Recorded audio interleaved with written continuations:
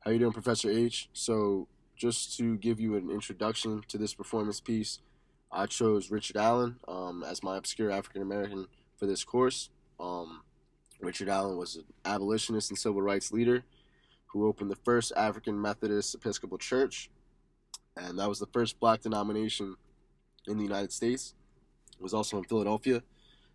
So, for my performance piece, I'm going to offer a sermon as a modern day Richard Allen on the topic of slavery.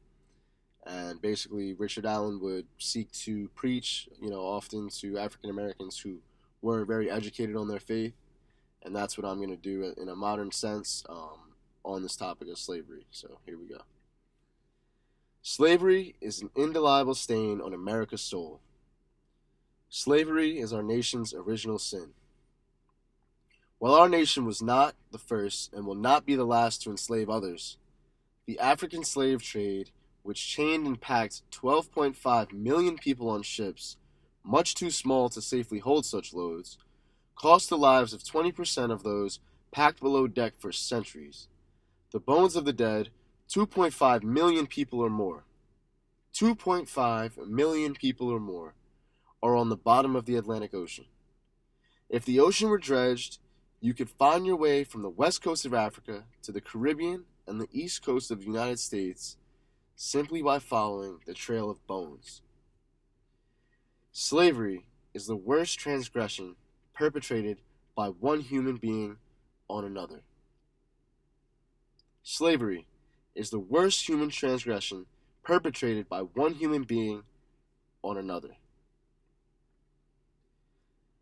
As our ancestors crawled between these decks, imagining this army, imagining lying down in each other's laps like sardines in a can, I really think to myself, what if I was in this position?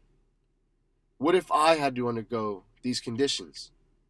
A smallpox epidemic, death, loss, and dwindling skeletons next to me, all to be chained and enslaved in the United States. There's no real opportunity for me. This is me being brought by my own will, against my own will, to work and labor and slave.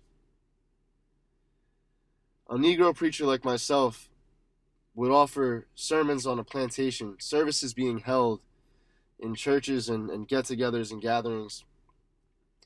Preachers like myself would always act as a peacemaker and mouthpiece for the slave master.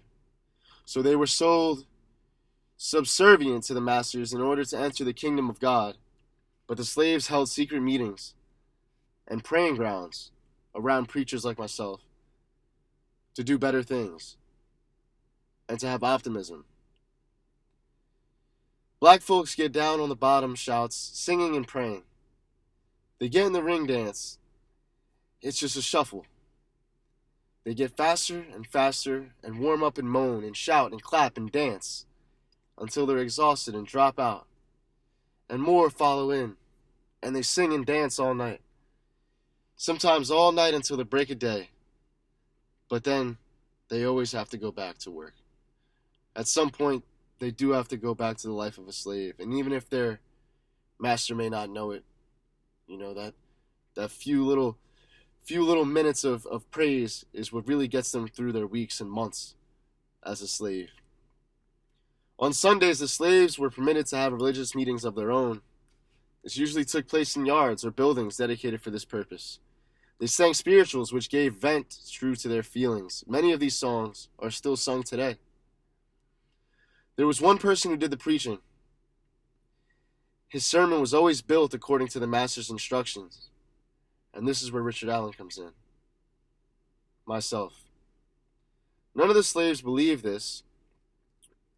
Although they were intended to live a life of loyal servitude, they needed presence of an overseer, and it being an African American man who can preach and offer sermons, and he would preach exactly how he felt, he would be in trouble. He wasn't allowed to preach exactly how he felt.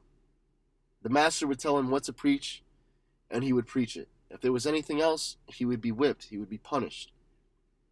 Richard Allen is a man who sought to preach what he wanted to preach and what his faith brought him to preach and teach people. And this is something so inspiring because this is illegal during this time period. Harps, fiddles, banjos, all forbidden instruments were being hidden in cabins and brought out late at night just to be singing among the stars. Praying for better things. Constantly praying for better things. Thank you. So, Professor H, basically, that was my performance piece, my sermon. A lot of that was as if I was, preaching off the top of my head. I didn't really have something. I had a guideline, but I, tried to really get on the topic of slavery and preach on my own there. So, yeah, I hope you enjoyed, and thank you for a great semester. I know it's a little short. It's like 6 minutes here, 6.5. But thank you. Have a good one.